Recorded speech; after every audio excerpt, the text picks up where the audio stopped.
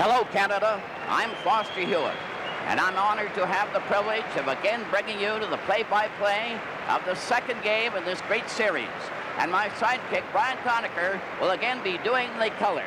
And Foster, the first piece of business on the agenda tonight is a presentation of the Lester B. Pearson Award. The center is the Right Honorable Lester B. Pearson, former Prime Minister of Canada. To present the Lester B. Pearson Award to the hockey player voted by all the NHL Player Association members as contributing most to the game of hockey in the 1971-72 season. Mr. Pearson will be accompanied by Mr. Alan Eagleson, Executive Director of the NHL Players Association and the Director of Hockey Canada. Mesdames et messieurs, c'est avec plaisir que nous invitons maintenant le très honorable Lester B. Pearson, ancien Premier ministre du Canada, à venir prendre place au centre de la patinoire. Monsieur Pearson est accompagné par le directeur de l'Association des joueurs de la Ligue nationale de hockey et directeur de Hockey Canada, Monsieur Alan Eagleson. Il remettra le trophée Lester B. Pearson aux joueurs reconnus par ses collègues comme ayant contribué le plus au sport du hockey au cours de la saison 1971-72. Ladies and gentlemen, it gives me a great pleasure to introduce to you a great Canadian, the former Prime Minister of Canada, the Honorable Lester B. Pearson.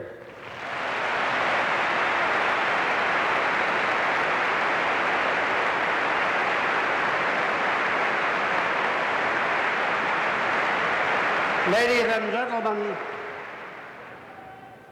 I'm honored to be able to present this trophy, which bears my name, to a great hockey player and a very fine gentleman, Jean Rattel.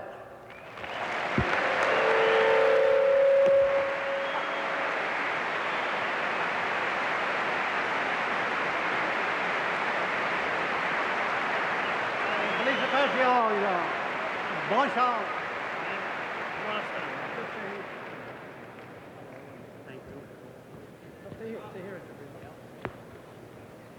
Mr. Pearson, ladies and gentlemen, it surely is a great honor for me to win this award, and I would like to thank all the players for voting for me, my teammates, and especially Roger Bear and Vic Hatfield for making it possible. Mesdames et messieurs, c'est réellement un grand plaisir pour moi de gagner le trophée Lester Pearson. J'aimerais remercier tous les joueurs de la Ligue pour voter pour moi, et spécialement tous mes coéquipiers, Roger Bear et Vic Hatfield. Merci beaucoup.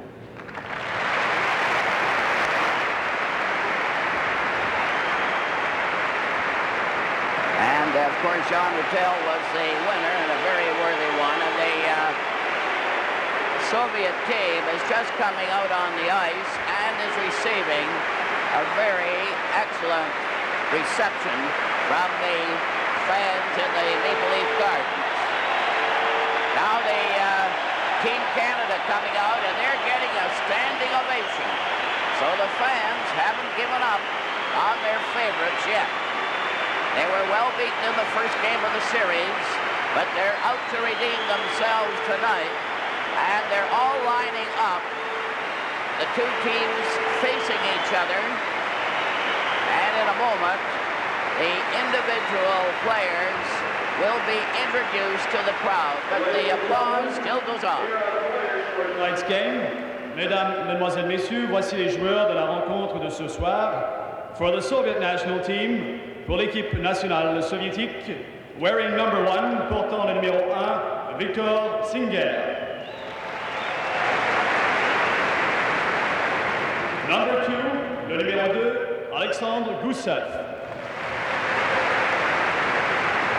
Number 4, le numéro 4, Victor Kouskin. Number 7, le numéro 7, Gennady Tchakenkov. Number 8, le numéro 8, Yeskislav Stachtikov. Number 10, le numéro 10, Alexandre Malchev. Number 11, le numéro 11, Ergini Zimin. Number 12, le numéro 12, Ergini Mishkavkov. Number 13, le numéro 13, Boris Mikhailov. Number 15, le numéro 15, Alexandre Yakushchev. Number 16, le numéro 16, Vladimir Petrov. Number 17, numéro 17, Valery Karlamov. Number 19, le numéro 19, Vladimir Chadrin. Le numéro 20, number 20, Vladislav Tretiak.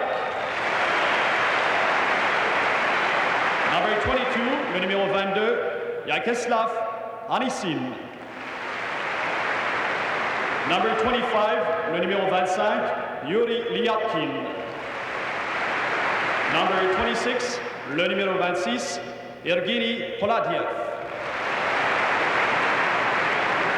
Et le numéro 5, number 5, Alexandre Ragoulin. Now for Team Canada. Maintenant pour l'équipe Canada, portant le numéro 1, wearing number 1, Ed Johnston. Number 2, le numéro 2, Gary Bергman. Number 3, le numéro 3, Pat Stapleton. Number 5, le numéro 5, Brad Park. Number 6, le numéro 6, Ron Ellis. Number 7, le numéro 7, F.Éspozito. Number 9, le numéro 9, Bill Goldsworthy. Number 12, le numéro 12, Yvan Cournoyer. Number 14, numéro 14, Wayne Cashman. Number 17, le numéro 17, Bill White. Number 19, le numéro 19, Paul Anderson. Number 20, le numéro 20, P.Mahovlich. Number 21, numéro 21, Stan Mikita. Number 22, numéro 22, Jean-Paul Parisset. Number 23, numéro 23, Serge Savard. Number 25, numéro 25, Guy Lapointe. Number 27, numéro 27, Frank Mahovlich. Numéro 28, number 28, Bobby Clark. And number 35, numéro 35, Tony Esposito.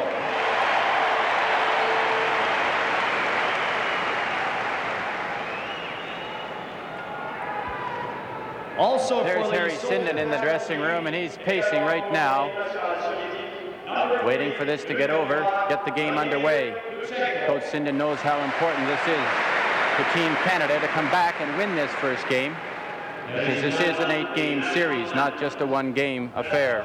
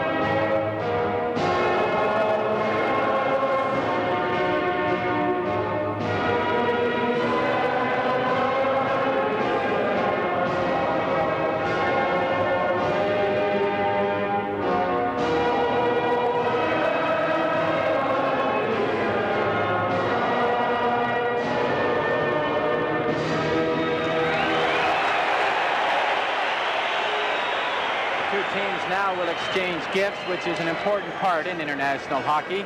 Team Canada will be giving the Soviet players an Ontario crest and cufflinks from the province.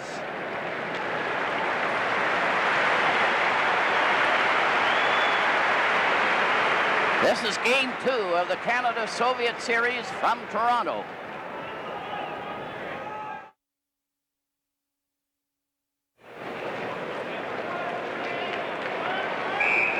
Players are warming up for the occasion, and the starting lineups for the Soviets: Ragulin and Sigankov, the defense; Starshinov, Zeman, and Harlamov, the forward line. And Tretriak is the goalkeeper again. For Canada, Gary Bергman and Brad Park, the defense. The line of Bob Clark, Paul Henderson, and Ron Ellis. And Tony Esposito is playing in goal. And the Tretriak is just coming over to the group that we're having a huddle for the USSR. Here's Tretriak now, who was left out of the conference. And of course, goalkeeper Esposito for the Team Canada, 35. And this is his first chance to perform in this series. Harry Sinden is all keyed up for this one. Got quite a surprise on the first one. There's Starshinov standing there at center. He's a veteran for the Soviet team and his first game in this series. That line has cleared it back at center ice, and Canada clear the puck in. Ellis racing after it. Raglan was over on the wing, and it's called on the knocking the puck with the glove, and the face-off is going to be to the left of the Soviet goal. One interesting thing right off the bat, Foster, to show the flexibility of the Soviet lineup. They have now moved Starchinov, a 32-year-old veteran. He started the game as the center. Harlamov, who was the game's top star in Game 1 in Montreal, moves over to left wing from right wing, and they move Zeman, another right winger, up from another line and put him in at right wing. I see the Soviets are again juggling their lineup. Looks like they've been watching too many NHL games. They're all playing tag now. And Frank Larsen and Steve Doulинг are the two referees for this game. But the way they're changing players right now, they'll be doing it for the next 10 minutes. This is all part of the game's strategy. When they had 4 lines, it was very difficult for the Soviets to match the Canadians' lines. But with 3 lines each tonight, they're obviously trying to match lines. Well, the Soviets have Petrov, Mikhailov, and Mishkov out there. And the puck goes to center ice, coming down the right side. Mikhailov had his shot, but it was blocked by Bергman for Canada. Canada trying to come back on the left wing, a long clearing pass to Cashman. And Parisi, Cashman, and Esposito is this line for Canada. Not to second-guess Coach Harry Sinden, but obviously in putting Wayne Cashman and J.P. Parise on the wings with Phil Esposito, I think he's looking for a little more muscle, a little more aggressiveness in the corners. And I think he'll get that out of Cashman and Parise. They have to get that puck to Phil Esposito. They know what he can do with it in front of the net, but they have to get someone who will get it to him. Petrov, 16 for the Soviets, lost the puck against the boards. It goes into the corner. Brad Park clearing around to Cashman, 14 for Canada. Cashman going back to the net.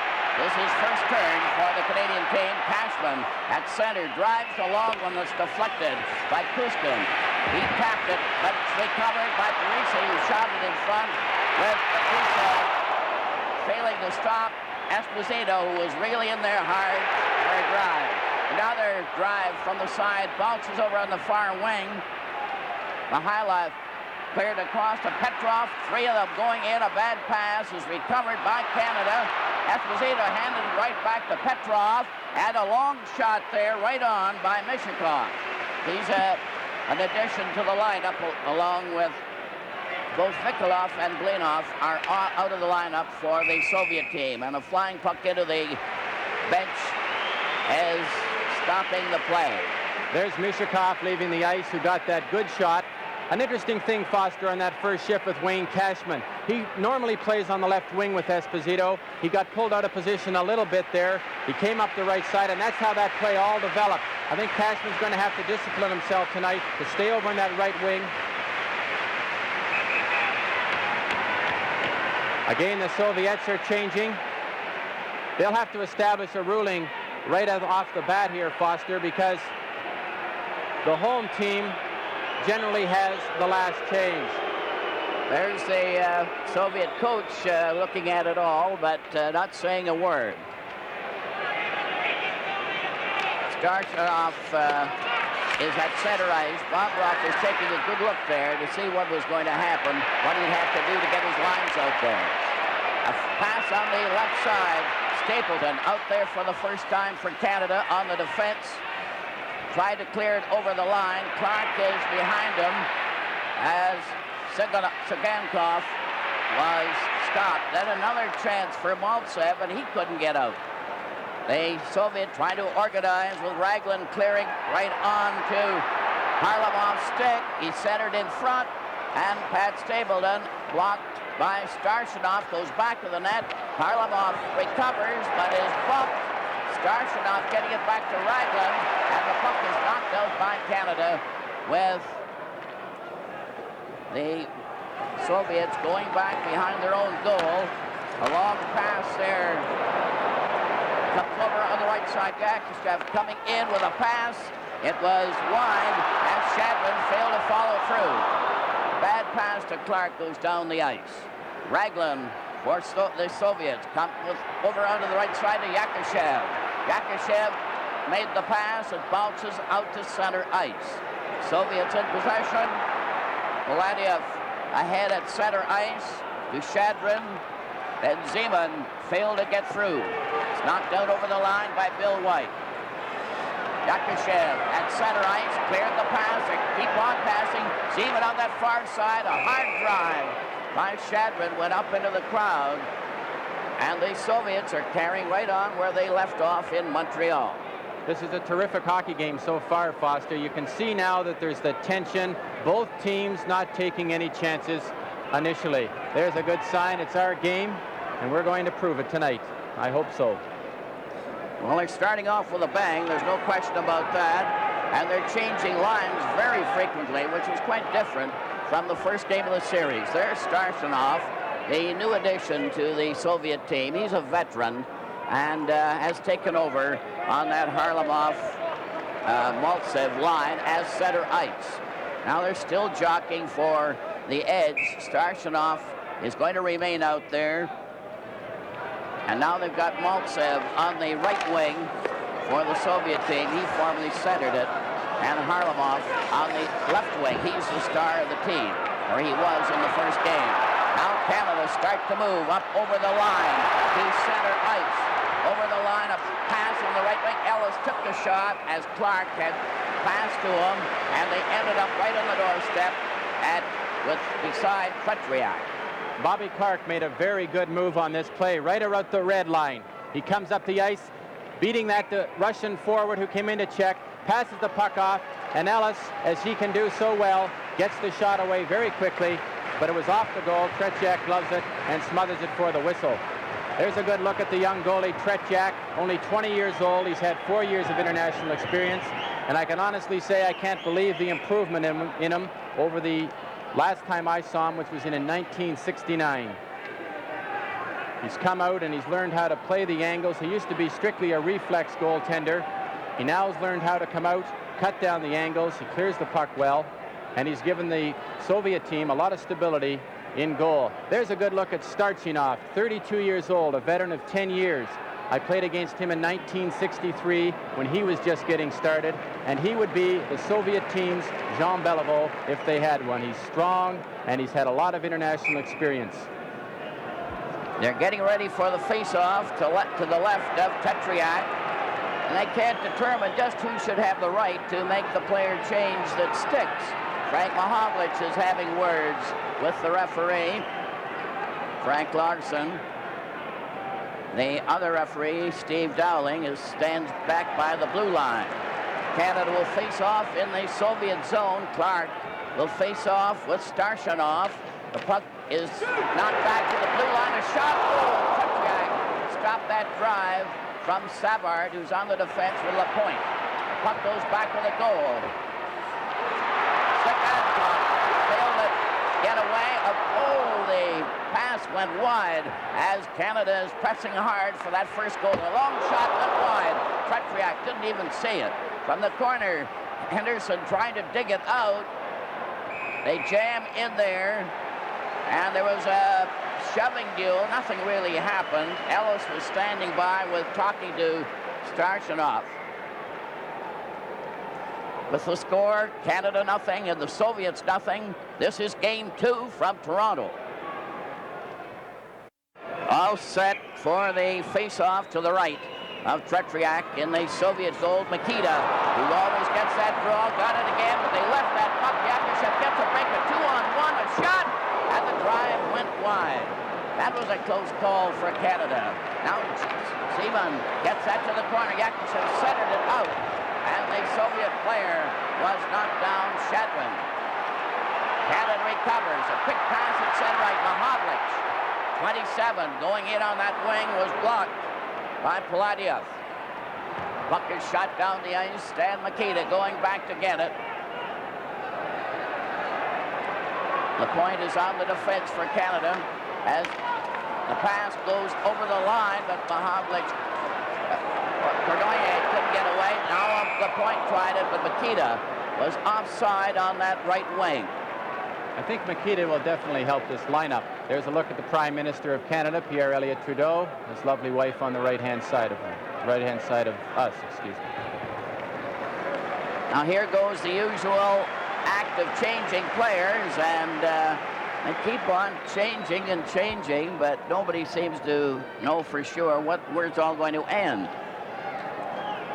There's a good look at that big Russian center, Petrov. From the face-off, Canada recovers momentarily. Cashman on the forward line. Cleared it back to the defense to Park. Park coming up at center. Was blocked at the blue line. There's a chance on a shot by Esposito, who's out there with Cashman and Parisi. Puck goes into the Canadian zone. Esposito played it carefully back of the net. Canada trying to come out. Gusev couldn't stop him. He did finally, and the Soviets come right back at center. It's Mishakov, the spare player of the first game, getting a regular turn out there tonight. Park again, number 5 for Canada. Pulls away from Mihailov. Up the center ice to Cashman, and they fail to get any farther. Esposito shot it over the line. Parisi fights for the puck with Puskin. Puskin couldn't control him. There's Lina right in front of the net. And Tretiak made the save on Esposito. Cashman starts shoving a bit in front of the net. Here's on the replay, you can see Petrov losing his skates, and of course Phil Esposito. He's always around that goal mouth, and he got a good backhand. Tretiak had to come out and make a big save. Tretiak having lots of work in the early minutes of this game. No score. Bергman on the defense now for Canada. Shoots it around. Gusev tried to clear. He couldn't. They're fighting for that puck. Cashman centered it, and it's recovered by Mihailov. Coming down with Mishakov to the defensive shot. Esposito turned it aside to the corner where Park is trying to get back to his own net, clearing on the left wing. Shot out to center, and it was stopped by Gusev. Petrov drives the puck over the Canadian line. Park again takes it to safety, back of the net, over to Parisi, 22. Parisi at center, cleared on the right side, ready and on goal, and Tretiak made a beautiful save on that shot from the right wing by Ron Ellis. Now watch them break up the ice. A beautiful rink-wide pass by Parisi. Ronnie Ellis into the top of the circle there, and that's prime scoring area. Tretiak came out a long way to cut down the angle and smother the puck. Ellis really showed a burst of speed. He was injured in the first game. He injured his neck, and it wasn't known whether he would start in this game, but he was really flying, so there's nothing wrong with him. Clark Henderson and Ellis out there for Canada. Shot right on Tretriak, and Henderson tipped at him with a stick, and Tretriak was going to retaliate and changed his mind. Canada's had to have the best of the play so far, Foster. Good look at Ron Ellis there. More changes, and they take quite a time to decide who they're going to have out there. 13:36. No score in the game. Now Canada makes a last-moment change. P.Mahovlich, number 20. He's an extra forward in this game. And Goldsworthy is on the right wing, as Park is going to do double duty as center for Canada. Clark is 28. Bill White on the defense with Sтэплтон as the Soviets recover that puck. Yakushev coming down the right wing, a very cagey player, is stopped by Sтэплтон. They recover again. It's back to the blue line. A fake shot. It goes to a pass. They still control that puck, that Yakushev. Into the corner. Back again to Paladiev. And it's stopped by Canada. And it's down the left wing for P.Mahovlich, who was stopped before he could get over the line. Zeman, number 11 for the Soviet. Back pass to Paladiev. It's up to center ice. Zeman going in. A shot. It bounces in front. Sтэплtон knocked his man over. Zeman is knocked over again. The puck is still in front. At the blue line, Paladiev got his shot right of the net. That was close. Goldsworthy shot it out to center. Karen to Clark, 28. And the puck comes back to Sтэплtон for Canada. A long shot. Lyapkin bringing it back for the Soviets. Over to Zeman, who missed it. Sтэplton carrying back for Canada. On the left wing, P.Mahovlich going in, but Cournoyer went offside. With the score, Canada nothing and the Soviets nothing. This is game 2 from Toronto. There's a look at Stan Mikita just leaving the ice, and I think he's a good addition to this team because there's no question that Stan Mikita in his career has probably been one of the best centermen for puck control in hockey. Of course, against the Soviets, what you're trying to do is to control the puck against them because that is basically their game. It's a game of puck control. And with players like Stan Mikita in your lineup, you have a lot better chance of keeping the puck a lot longer yourself. They don't seem to be able to get this player change right. There's quite an argument going on. They keep changing back and forth. Generally, it's the home club that has the advantage of the last man, but you never can tell on what the decision these officials will make because of the difference in the rules. Foster, I think the problem here is who exactly is the home team, because the Canadians are at home for 4 games. They played in Montreal where maybe they were the home team. Now they have to establish, and I'm sure the referees are going to have to make a ruling at the end of this period as to who exactly is the home team in this particular game. I think we'll be here till midnight if they don't. There's Vsevolod Bobrov, the head coach of the Soviet team, and there's a look at Harry Sinden, who is trying to establish his team's authority in this matter. Stan Mikita is going to end up at center, and Cournoyer is on the right wing. P.Mahovlich, P.Mahovlich on the left. There's the first real butt by Kuskin. P.Mahovlich took it, and the puck goes at center ice with Starshadov, stopped by the Canadian player, and the puck goes right back into the Canadian zone. It's Cournoyer that tried to stop his man. Over on that far wing, Mikhailov shoots it in, and here the player changes again as the play goes right on, and that's what they're going to do all night again. P.Mahovlich on the move, 27, away from Starshadov. A shot goes wide off a stick, and the Soviet breakout. Here's Maltsev coming in on the right side, but his teammate Bishakov went over the line ahead of him, and it was offside. Maltsev got a jolt there from Cashman, so there may be fireworks in this second game. It didn't erupt until the latter part of the game in Montreal, and then very minor. But now they're showing as if they might stir things up, and Cashman has been very prominent, number 14. That's Mihailov, and Petrov is appealing to the referee there. That's Petrov, 16. Pretty fair hockey player. And apparently right now he's a pretty good talker. Now they've cooled out a bit for this next session. Petrov, Mihailov, and Mishakov. Oh, here's another change. Ellis and Henderson go over to the bench. Esposito, Phil Esposito with Cashman and Parise, the forward line for Canada. No score in the game. Play is called immediately. And the face-off is going to be in that one center spot at the blue line, just outside the Canada line. That's Tretiak keeping moving all the time in the Soviet goal.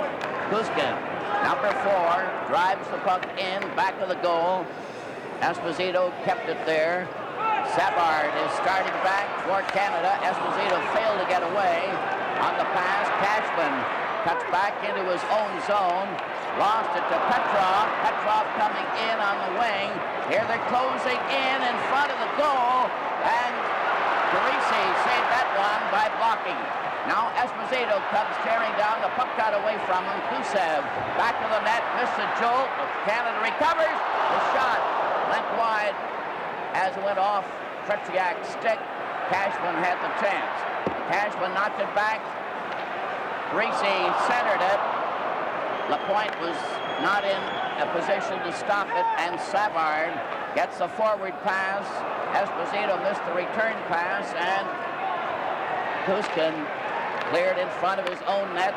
Soviets starting back. Mihailov, as they change players on the goal, Yakushev rushes into the corner. He's a very dangerous player. Bергman got a piece of him. Then he bumped into Shadrin. They shoot it on the boards. Here's a defense player, Voladiev, trying to come in, getting it back to the blue line to Liapkin. A shot. Oh, it bounced off Esposito's skate, but right across the goal mouth. They're right in front again.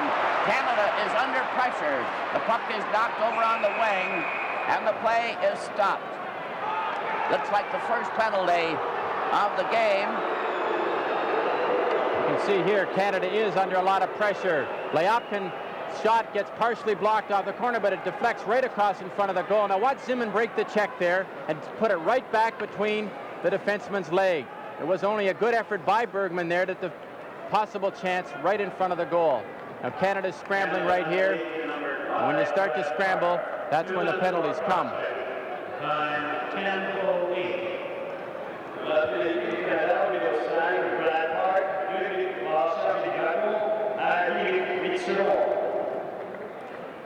Brad Park, number 5 for Canada, gets the first penalty of this game, the second game of the series.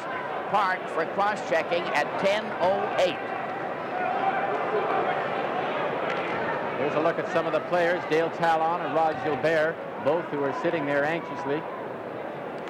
Now then Canada will play a man short. Stapleton out there with Bill White, Stan Mikita, and Peter Mahovlich trying to kill off the penalty. As the puck goes down the ice, Sagankov, number 7 for the Soviet, cleared ahead to Maltsev, who was stopped by Stapleton. Mahovlich overskated the puck. Here comes that top star, Harlamov, number 17. He gets his shot wide. He bounces over to Maltsev. Maltsev stands there. Set right front. Oh, a great save there. The best of the night by Esposito as that puck came right in on the corner. That was a close call. Peter Mahovlich, 20, trying to get that puck, dragging it around, goes to center. He's out there now with Frank Mahovlich. Peter Mahovlich fighting with that puck, finally knocked it back to Bill White, giving a great exhibition of killing off a penalty. And then he also bumped into Harlamov for good measure. Sagankov gets it back to Maltsev. Maltsev comes in with a shot wide. Lutsenko out there for the first time for the Soviets. Here's a fan shot by Sagankov, giving the puck to Clark with Ellis. Ellis going back to the Soviet goal. Soviets recover with Starshinov, getting it across to Lutsenko. Starshinov at center. Starshinov is 8. And Maltsev couldn't control that puck. It goes right down to Tretiak, and the Canadian team checking brilliantly. Clark rags that puck in the corner. Starchinov bumps into him. Gusev starts shoving, and the sticks are high, but nothing is developing. With the score, Canada nothing and the Soviets nothing. This is game 2 from Toronto. 12 seconds left in Park's penalty. 12 seconds. Face off in the Soviet zone. П.Маховлич tapped it to Gusev. Gusev clearing ahead now to Mishakov. They're moving up with Petrov. Failing to get a shot. He recovered from Sтэплтон. Goes to the side. And the pass to Mihailov was intercepted. Sтэплton couldn't get past center ice when covered by Mihailov. Number 13. He must be courageous to carry that number. Cashman on that far wing with ССПозито now. П.Маховлич on a player change. Mishakov coming down. The teams are at full strength. The pass to Petrov went astray. And the Soviets aren't playing as sharply as they did in Montreal so far. They're not getting their passes to work. And they're getting pressurized. There's Cashman and ССПозито fighting for that puck. Savard recovers, going in with a shot. Oh, and it's nearly deflected by ССПозито. Soviets cleared out at center. Savard, 23. Plays it off the boards. No score in the game. 6:54 left in the first period.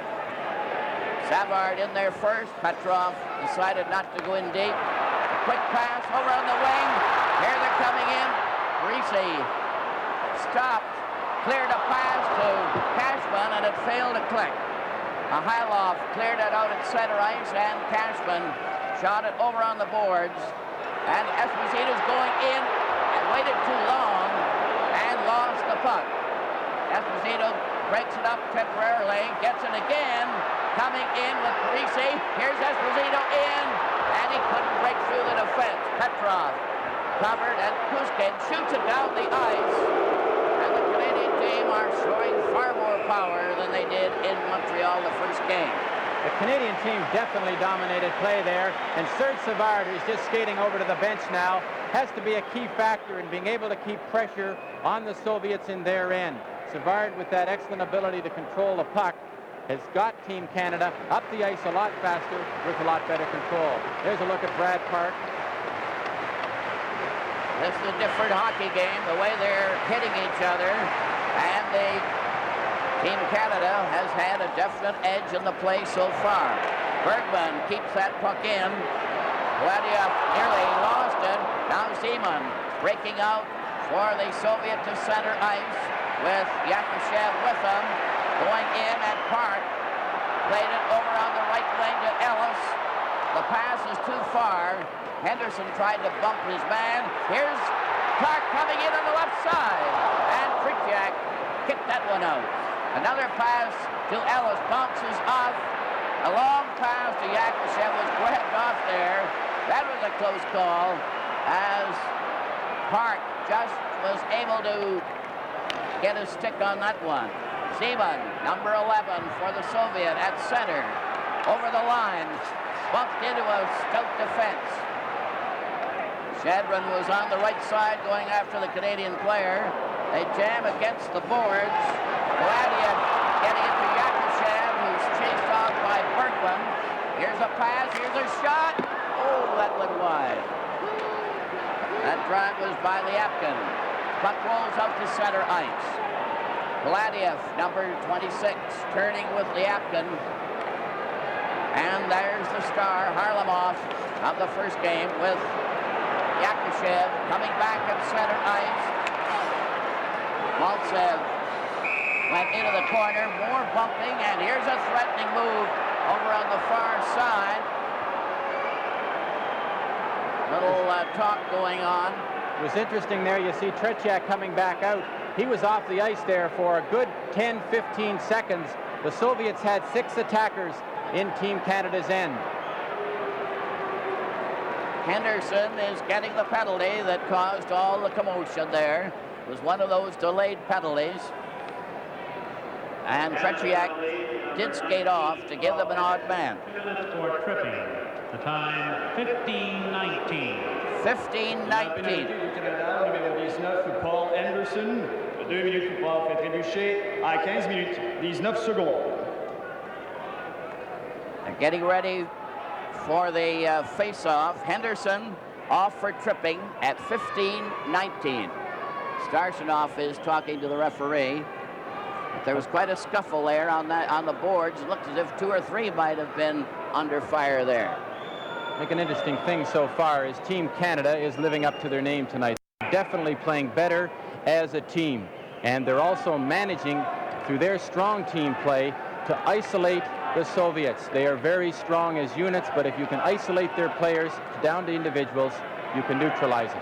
There's Tretriak, number 20, in goal, the 20-year-old for the Soviet. There's Stan Mikita getting ready for the face-off. He's arguing about it with Starsanoff. Now they're going to put Mikita out of the face-off zone. And brother Peter P.Mahovlich goes in for the face-off. They stop that one. Canada have had both penalties so far. Park for cross-checking at 10:08. Henderson for tripping at 15-19.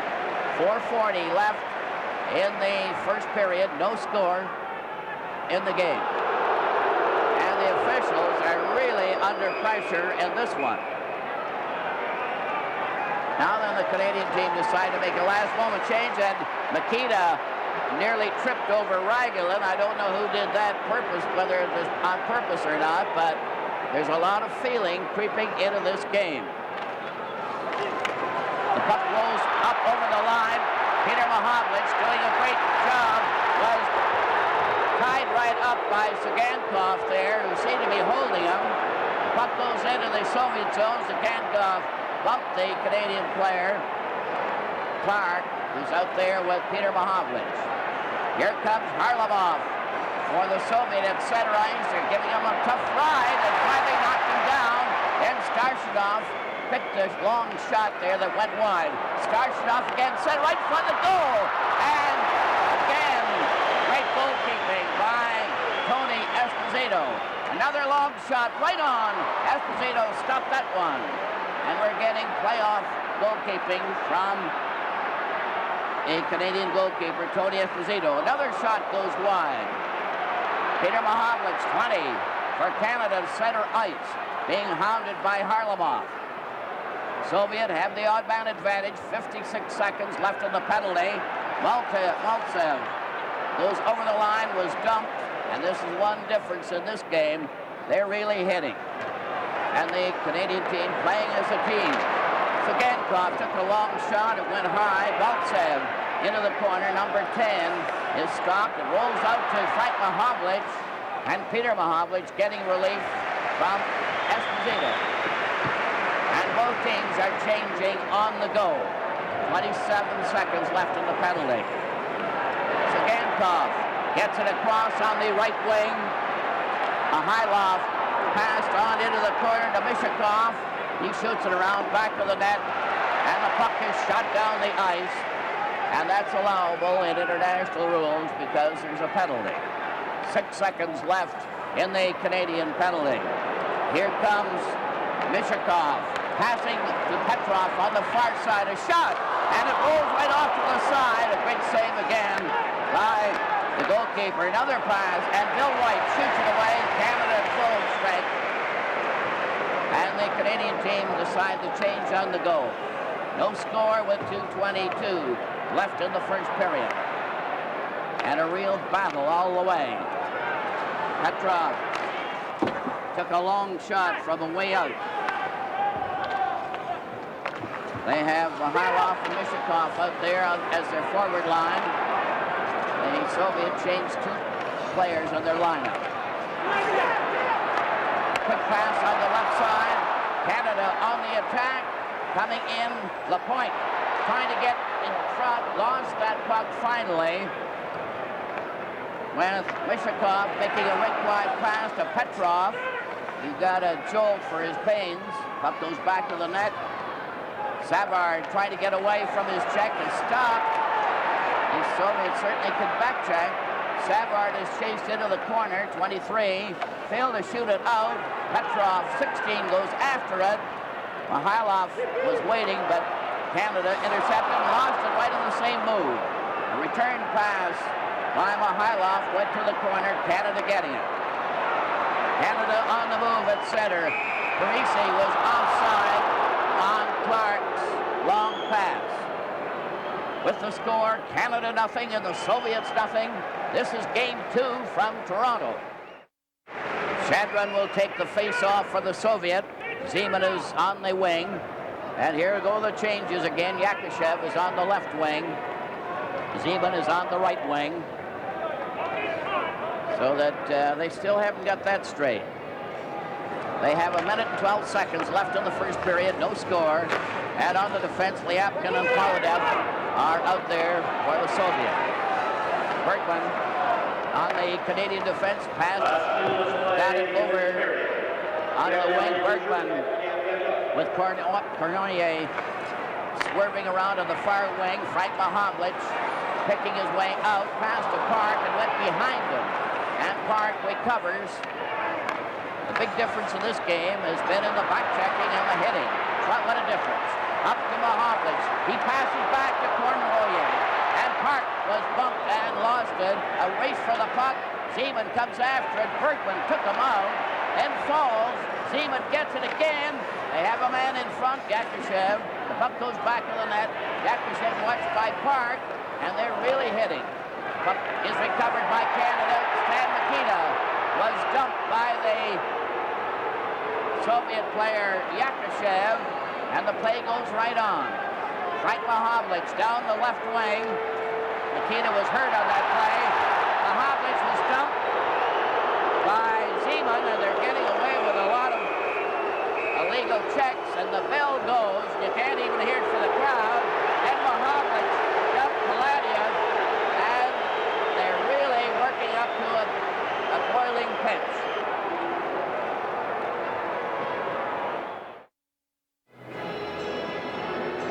Well, that was quite a first period of hockey.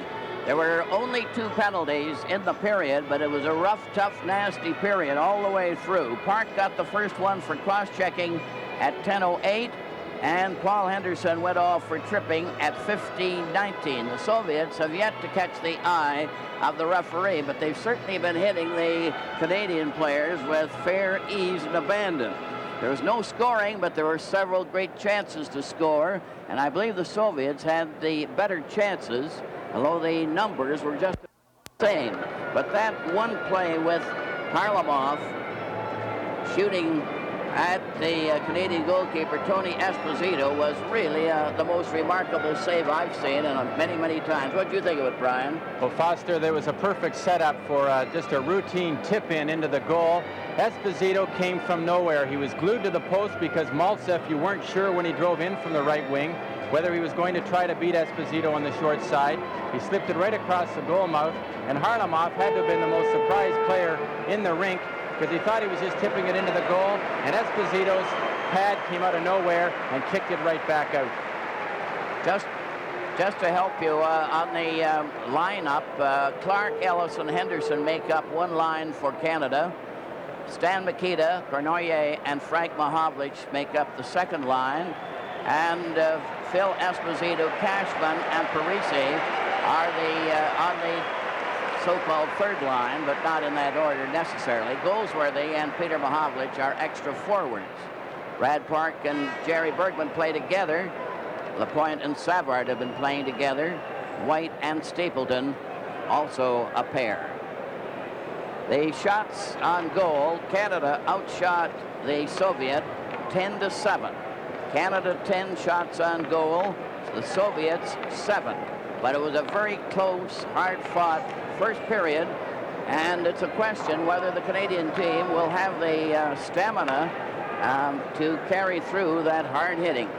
There's no question tonight that Team Canada is playing basically a much better hockey game than they did in Montreal. And of course, most of these players have already played one game, and they're now starting to get the feel of it, and they've now removed any of the unknowns against the Soviet.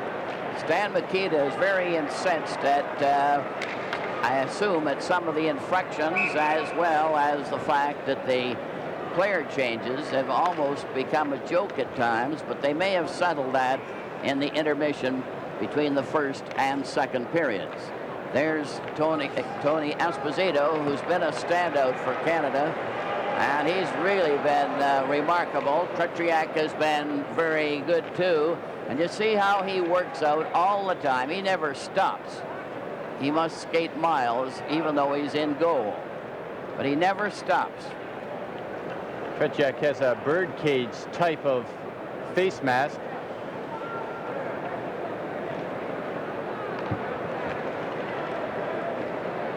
That's the, there's a difference in masks there. That's Esposito's. So you see there's a complete difference of opinion even on the masks.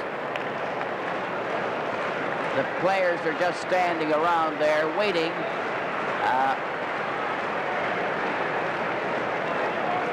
What we're seeing here at the start of the second period, Foster, is each team now is juggling a game for that position. This will happen. They've got 3 lines each, and obviously both coaches have very strong feelings as to which line they want playing against which line. And now the referee is going to have to intervene, put down his foot, and establish who has the last change. Well, Shadron is out there for the Soviet. No, it's Petrov, 16. Well, they've changed so many times. Finally, Petrov remains out there, and Esposito is out there for Canada. The Soviet to the right, Canada to the left, Bергmans and Park on the Canadian defense. Esposito went over the line, but the puck is back with Cashman. 14 going over on that left wing. Kuskin stopped him, then Bергman shoots it over the line, and they're very cautious now. And the odd jab every time they meet. Gusev, they lost. Esposito took a shot, but the drive was wide, and he's a little erratic in his shooting. Puck goes all the way back into the Canadian zone. Park played it into the corner to Bергman, who didn't expect it. He shot it out. It goes down the ice. Reese is on that left wing for Canada. Cashman, 14 on the right. Esposito at center. Now Mishakov cleared it to Mikhail. Down out the right side. A shot. Oh, a nice save. Another shot. And Esposito covered on that angle. And we're getting tremendous goalkeeping by Esposito in the Canadian net. Cashman goes in back of the Soviet goal, cutting around, being checked by Kuskin. It's cleared out by Mishakov. A quick break by Mikhailov, who's coming in on goal. A shot. Oh, and another save by this Esposito. Is miraculous the way he's been making the save. Bill Esposito goes down, is upset. There'll be a penalty. Gusev upset him. The goalkeeper skates off. Canadian team have an extra forward. Nikita out there as they jam in the corner. They still have the puck. It's back to the goal. Nikita's trying to center it out into the corner. A shot back of the net to Nikita, who races after it. Back to the blue line to Sтэплтон to Nikita. Still keeping that puck. Back to Park. Here's a shot. Right on. Esposito couldn't get the rebound, but they still retain possession of the puck. And they're showing real puck control. Finally, Petrov came through to stop the play. Definite penalty here, and really Esposito had him beaten. Look at the long swoop. He gets around to the outside, and had Gusev not tripped him, Esposito only being at the dot in the circle still had lots of room to cut back in towards the goal. And Gusev goes to the penalty box for 2 minutes. Penalty to number 2, Alexander That was a terrific demonstration there of puck control by Team Canada. 2:07. They had the Russians running around there. They were looking for that one good scoring opportunity because they were pretty sure if they got the shot on goal and didn't score, that Tretiak would probably smother any rebound. This is the first time in the game that the Soviet will have to have a man short. Gusev is off for tripping at 2:07 of the second period, giving Canada the first opportunity on the power play. Esposito is at center. Cornoyer is out there with П.Маховлич and Stan Nikita and Park. Raglan failed to clear it out. Park blocked it. Esposito backhanded one, a weak one that went wide. Canada keep it in there. Nikita's pass is intercepted. Mikhailov comes down fast. Harlamov coming coming in on goal, and he shot wide. Very dangerous. He rolled that one. He's knocked over finally. Canada attacking again. Esposito clear to Cournoyer. Back to Mikita. Shot! Oh, and that was a sensational save by Tretiak. The Soviets shoot it down the ice. And we're getting some tremendous hockey out there. Park covering Harlamov, one of the big stars of the Soviet team. Here comes the attack. Esposito over on the right side to Lapointe. And it was offside as Cournoyer went in there in advance. Good play by Lapointe. Lapointe was going up with a full head of steam. He passed the puck off to Cournoyer, who was standing right on the line. And Cournoyer, in setting it up to just feed it back to Lapointe, brought it back out over the blue line. Lapointe is playing on the defense with Park. Lapointe has that puck, 25, going over the line. Here's his shot, a hard one. Tretiak decided to cover up after dropping it. Esposito was standing right beside. Tretiak looks a little bit like some of the National Hockey League goalies who they can assess the play pretty quickly, whether a rebound will get them in trouble. The puck comes back to the blue line. Canada in possession. Pass to П.Маховлич. Bounced off his stick. Cournoyer tried to help him out, but П.Маховлич shot it back of the net. Raglan gives the puck to Sagankov and shoots it down the ice. Esposito played it safely back of the net. Soviet recover though and shoot it back to Raglan, number 5. Raglan just stands there. The Soviet are still a man short. 25 seconds left in the penalty. It's over the line. Soviet, there's a grab there. Now Henderson coming in with Esposito. A shot! Oh, another good save as the puck is shot down the ice by the Soviet. There's some tremendous goalkeeping in this game. Oh, they passed right in front of the net. Shadron. Oh, and he was upset by Lapointe just as he went to shoot. That was a close call for Canada. Down the right side. And the teams are at full strength. But the Soviet nearly came close on that one. With the score, Canada nothing and the Soviets nothing. This is game 2 from Toronto. There's a look at Raglan, the big Russian defenseman.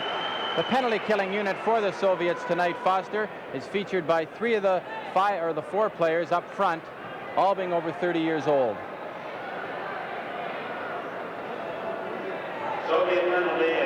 Bench minor. They're having a bench penalty for arguing with the referee. There's that group over there, Raglan and Paladiev standing by with Sagankov. There are only 2 Canadian players. They have the interpreter there to help out, but the Soviets still don't understand. They got a bench penalty, no doubt, for arguing and delaying the game, and they're certainly doing that. But the referee is doing his best with the interpreter to make him understand what has happened. So that'll even the score in penalties 2 apiece. And we'll have to wait and see who's designated to serve the bench penalty. So that means that the Soviets have had 2 penalties. Canada have had 2. There's no score. Many close chances. Remarkable goalkeeping. And hard-fought contest all the way through. Foster, and mentioning about the great goaltending, at the end of each of these 8 games, a panel of writers and broadcasters will select the outstanding player from each team.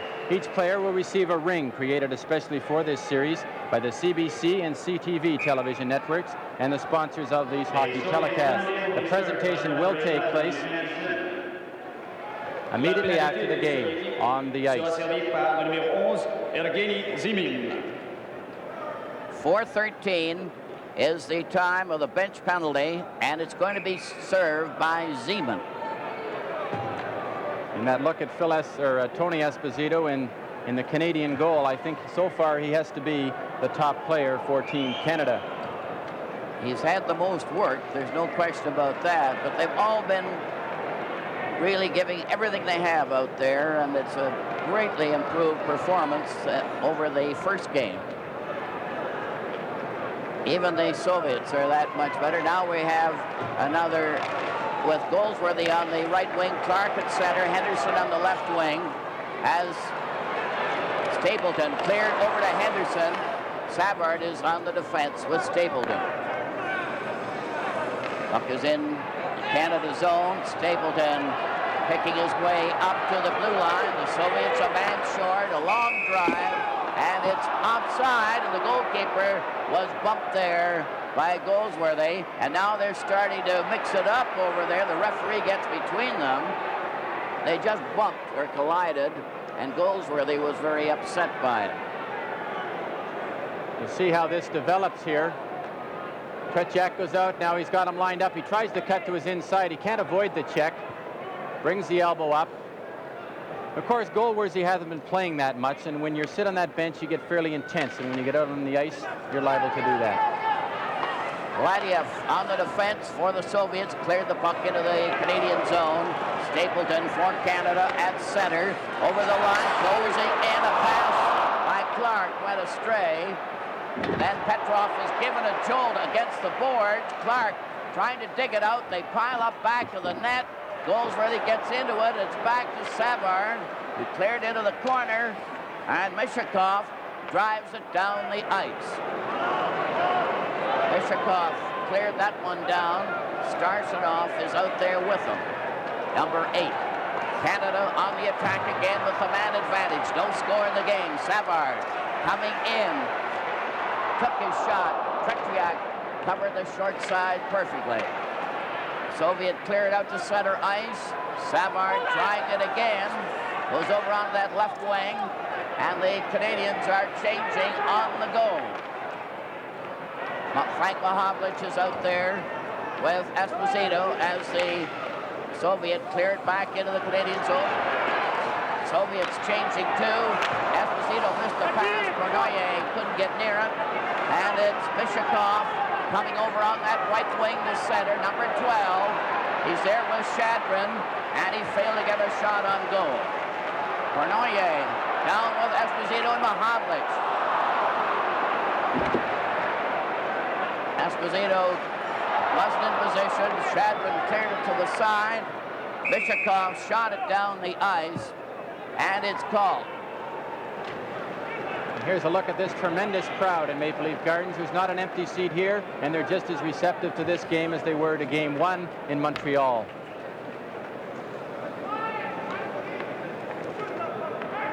Very intense-looking spectator.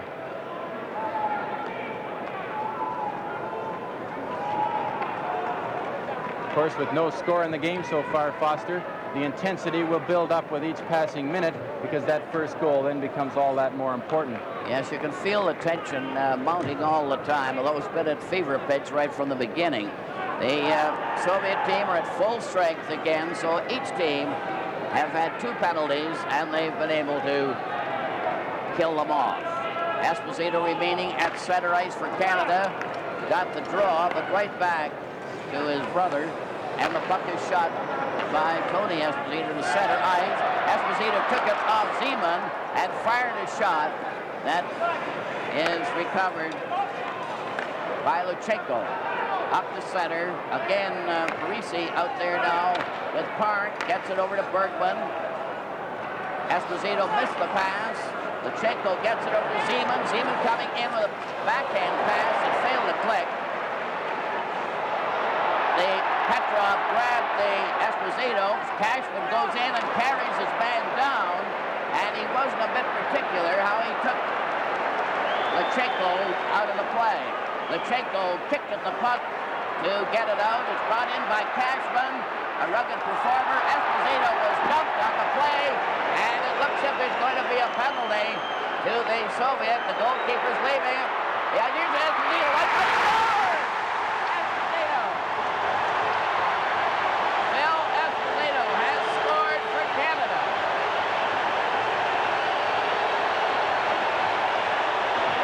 Watch the work that Cashman does here. He does an excellent job of getting F.Esposito the puck. Now look at the quick move across the goal mouth. And he jams it in the far side. Absolutely super goal by F.Esposito. Never leave him on the doorstep. But Wayne Cashman has to get credit. He fought and fought and fought for that puck. And he got it across to the man he knew could do something with it. And F.Esposito made no mistake. Assist number 5, Brad Park, and number 14, Wayne Cashman. The time, 7:14. Le but du Canada, compté par le numéro 7, F.Esposito, avec l'aide du numéro 5, Brad Park, et du numéro 14, Wayne Cashman, à 7 minutes 14 secondes. Canada have drawn first blood in this second game of the series. They lead now 1-0. F.Esposito from Park and Cashman at 7:14. And they really had to fight hard for that one. Now then, Yakushev cleared over on the right side to Zeman. P.Mahovlich goes back to the goal into the opposite corner. Cleared ahead to Oye, who failed to click. Then P.Mahovlich from the corner, went wide there. And the puck goes back to the net. Here's a shot by Stan Mikita. Caught easily by Tretriak. And the face-off in the corner.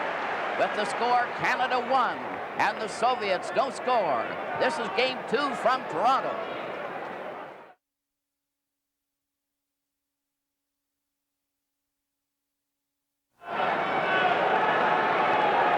There's the leader of the opposition, Mr. Stanfield, with Ontario's Premier, Bill Davis. From the face-off, the puck goes loose in the Soviet zone. Canada pressing hard while they lead 1-0. Clark getting it back. It's deflected. And Maltsev got it up to the Canadian line. Now Henderson. Across to Clark. Ellis rushing into the corner. Ellis center right in front. Oh, and Tretriak had that one go right up his arm. And it stayed out. Ellis was the real marksman there. What a difference a goal makes. Look at Ronnie Ellis break in here now. Lots of confidence. He knows he can get that puck. Puts it right out in front. Bobby Clark in a good position for a rebound that never developed. From the face-off, here's Ellis getting a shot. And it's close with Henderson rushing in. Tretriak covered up in the goal crease. Another follow-up here. Now, Team Canada have got the weight off their shoulders. They've scored first, and they've loosened up now, and they are playing super hockey. Canada playing every man up.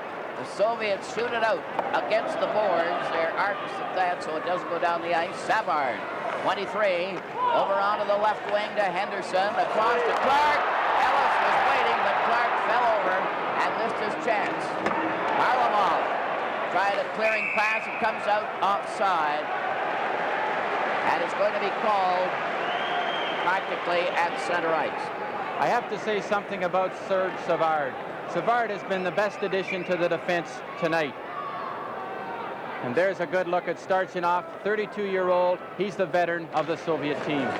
From the face-off, the puck slides into the Canadian zone. It's lobbed right out quickly. And Starchinov got a jolt from Clark. Raglan cleared it over on the side. Well, then a pass is left there. Clark getting it back on the right side.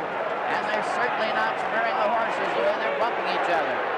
Now in on that side again, a pass right in front. Nikita couldn't get a shot. Here's Clark's shot, up wide of the net. It bounces high in the air, and a jamming session around the Soviet goal. Ellis and Starchinov shoving a bit, then they come in. Clark comes in from the behind to cause a regular congestion around the net. Here's a shoving duel. And they're getting a bit obstreperous there. And the two officials are trying to cool them out. I can tell you one thing about Starchinov. At 32 years old, he's been international hockey for 10 years, and he is just like a Gordie Howe out in the ice. Hit him once during a game, and you'll have to watch out for the rest of the evening. I was always under the impression that international rules wouldn't allow any rough stuff in a game, Brian, but I don't think I've ever seen an NHL game with more of the old gusto than this one. Well, as they say, Fossey, they've come a long way, baby. Raglan, number 5, he's quite a campaigner. He's another veteran of the Soviet team, and he's been handing it out and taking it right through. Stan Mikita at center. Here's P.Machowlich's shot, and it was stopped at the defense there. That was a hard drive by Frank P.Machowlich, who wound up, and Liapkin was the one who made the stop. Trepchiak, I doubt, could have seen it. Cornoyer is on the right, P.Machowlich on the left with Stan Mikita. Yakushev clears back of his own goal. Vladimir played it, but not out. Pat Stapleton keeping it, but it's back to center. Now Stan Mikita over that line to P.Machowlich, and the shot is wide. Bill White keeps it in the corner. Liapkin plays it over to Vladimir. Stapleton again keeps it in, and the Canadian team are keeping a power play on them, even though the teams are full strength. Vladimir finally shoots it down the ice. Esposito played it himself. It's cleared out to Mikita, went off his skate, and Vladimir shoots it out to center ice. The Soviets aren't having the same freedom with their passing. P.Machowlich tested Trepchiak with a long drive. Here's Yakushev coming up over to Zeman, who can't get up in time. Zeman had it, he didn't know it. It hit his skate. Another shot wide of the Canadian goal. Yakushev centering it at the blue line, and here comes the passing play of the Soviets. Bill White broke it up, gets it over to P.Machowlich, but Esposito going in front of that. Cornoyer fired a shot that was wide. Now Bill White gets a chance. His shot hit the Soviet. Yakushev coming up to Zeman to Yakushev. He's right in, and the drive was wide. And you can tell by the Soviet shooting that they're taking a pounding, and they haven't got the confidence that they were showing in the first game. You'll see this now. The Canadian team has gotten trapped. They have a 2-on-1, but Whitey Stapleton plays it beautifully. He forces him to shoot that puck wide. Frank P.Machowlich comes in behind the net, and he traps it. Now Stapleton plays the 2-on-1 just perfectly. He forces Yakushev really to shoot wide, because when he's sprawling like that, it was either in his path or it had to go off the net. Frank P.Machowlich tries to trap it behind the net, and it slips under the back. They've got the Petrov line out there with Mikhailov and Mishakov. Canada have Bергman and Park on the defense. Esposito at center. He seems to be out there a lot. Parise on one wing. Cashman on the other. The puck is up over the line, and Park overskated it. Mishakov comes right back. Pass to the right wing. Bергman stopped Petrov without even touching him. He made a run at him. Esposito picking his way out. Cleared it on the left wing. Cashman going into the corner after it. Cashman manhandles Luchenko. Canada still has the puck.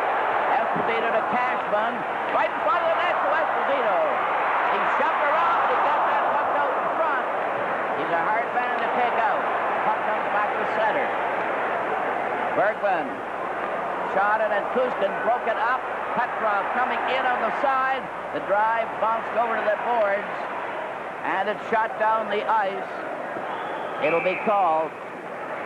The Soviets aren't forechecking like they did in Game 1, and consequently, it's giving Team Canada better control. With the score, Canada 1 and the Soviets no score. This is Game 2 from Toronto. All set for the face-off. Starshinov for the Soviet. Harlamov and Maltsev on this line as the puck is recovered by Canada. Savard on the defense is given a jolt. They carry right on. Ellison Henderson with Clark. Puck is bouncing to center and back again to Savard, who fooled Harlamov. Played it to center. Henderson to Clark. Here's the shot, and he hit the side of the net. On the outside, Maltsev comes tearing back on that far wing, number 10. Starshinov on the other side. A back pass intercepted by we read that one. He skates down the right side. Clark lobbed it into the corner. And it's knocked right back to the blue line, intercepted by Maltsev as Lapointe tried to clear. Here's Harlamov centering it back to Maltsev, who missed it. And the Soviets aren't keeping in the position they did in the first game. Clark over the line, cuts back, center. It rolls out in front. Lapointe is forced into the corner by Sagankov, who's a very strong skater, and he holds it in the corner while they jam around. It's interesting against the Soviet tonight. What Team Canada are doing tonight that they didn't do in Game 1 is they are breaking up the unit, the system, and they're playing them better on a one-to-one situation, and our players can handle the Soviets better on a one-to-one situation than they can as a unit. Canada won. Soviet no score. П.Маховлич. П.Маховлич failed to get that shot. It took the center ice. Zeman coming up with Yakushev on the left. 15 into the corner. Back of the net. The Soviet player fell. Goes to the blue line. Vladiev clearing into the corner. They're coming with Zeman from the side. Right in front of the net. A shot went wide as they had a good chance there with Vladiev in position, along with Lyapkin. There's a Yakushev bumped into a player and went down. It was Kornoye. П.Маховлич couldn't get the pass and bounced over his stick. Zeman, number 11 for the Soviet. Nikita got a piece of him, but he kept on going. Then over to Yakushev. Here's a shot wide. Bounces off the boards. That's stapled into П.Маховлич. Here's a breakaway for Kornoye. Ready to go! Oh, he missed on that breakaway, but was called offside anyway. But Kornoye had a great chance as he went in there. Watch Kornoye walk in here. Now he pulls him to his outside, but Tretiak has that far side covered and deflects it into the corner. Also very alertly plays the rebound coming off the boards. But Frank П.Маховлич saw Kornoye breaking, and he just had to get that puck up to him. 5 minutes and 57 seconds left in the second period. Canada won. Soviet no score. Pat Stapleton going back. Bill White is on the defense with him. 17 carrying the puck. Chased on the play by Mikhailov. Mishakov lost it to Bill White, who shoots it around back of the goal. Parisi jammed against the boards by Kuzkin. They mix it up. Here Canada getting a chance, and a shot by П.Эспозито went wide. White keeps it in there. Cashman goes in to help П.Эспозито, but they missed on their passing. The Soviets bring it out with Lachenko making a long pass into the Canadian zone, and a shot out to center to Kuzkin, who lost it to П.Эспозито. Phil П.Эспозito played it over on the wing to Stapleton. Stapleton tried to center and went high and went to the opposite corner where Phil П.Эспозito checks his man. Mishakov gets a jolt there as it's passed right in front of the net on that robust play by Cashman. Up to center ice for Mikhailov, and he was knocked for a loop on that one, but there's going to be a penalty on the play for tripping. And they didn't spare the horses on that check, and Bергman is going to get the tripping penalty. Bергman was beaten here, as you can see, and he gets the stick out, and Mikhailov takes the dive for an easy 2-minute penalty to Gary Bергman. Canada penalty to number 2, Gary Bергman. 2 minutes for tripping. The time, 15:16. La pénalité du Canada. There's a look at an interested Timmy Horton sitting there, and I'm sure he's... And there's his wife, Laurie.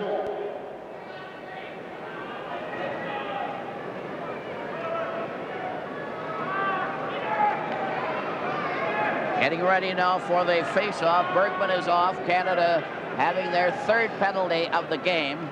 The Soviets have had 2.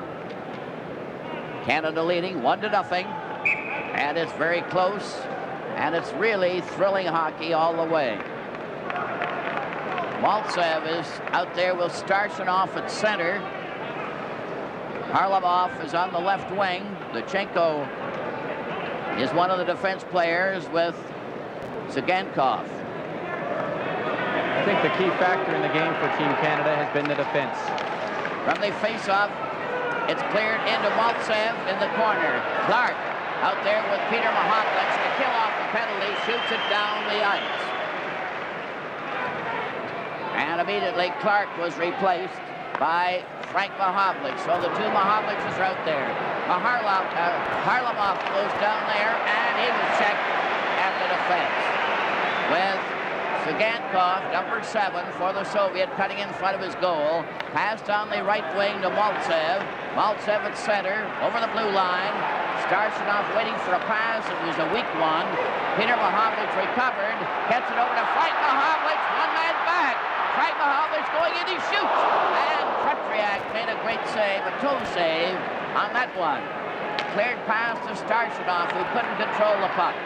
And it slides to the Canadian defense.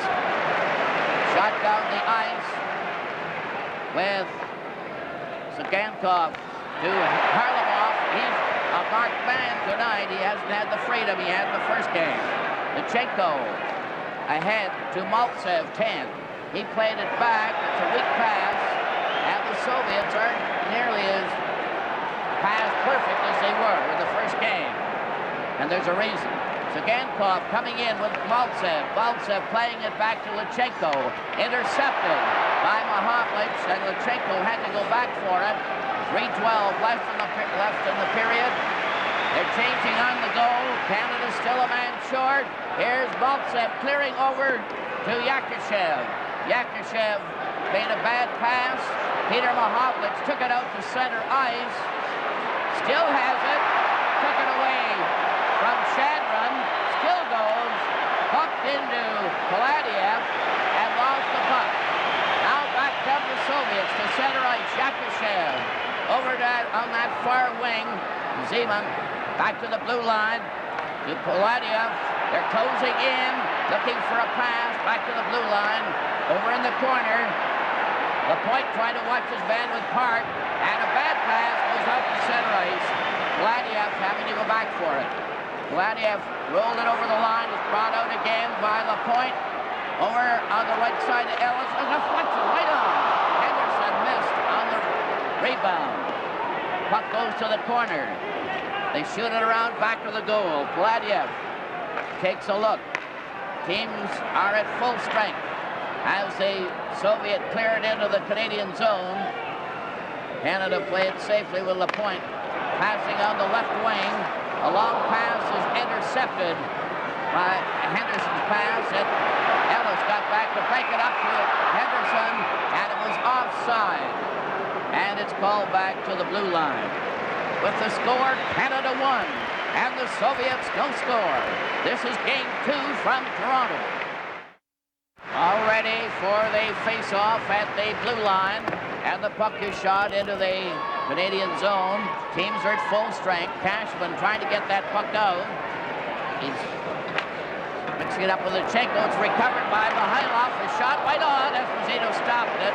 Stapleton cleared off the boards out to center ice. Lutsenko cleared it in, and it's recovered by Stapleton, with Esposito working over on that left side with Parisi and Cashman. Cashman got his stick on it. Lutsenko sticks with him, took it from him, shot it over onto the left boards, out to center ice. Bill White playing it back into the Soviet zone. Lutsenko giving it to Petrov, and then helped by Mikhailov. Mikhailov, 1 minute left in the period. Mikhailov over the line, taken right up by White. Bishakov tried to follow through on the blocking, but didn't get through.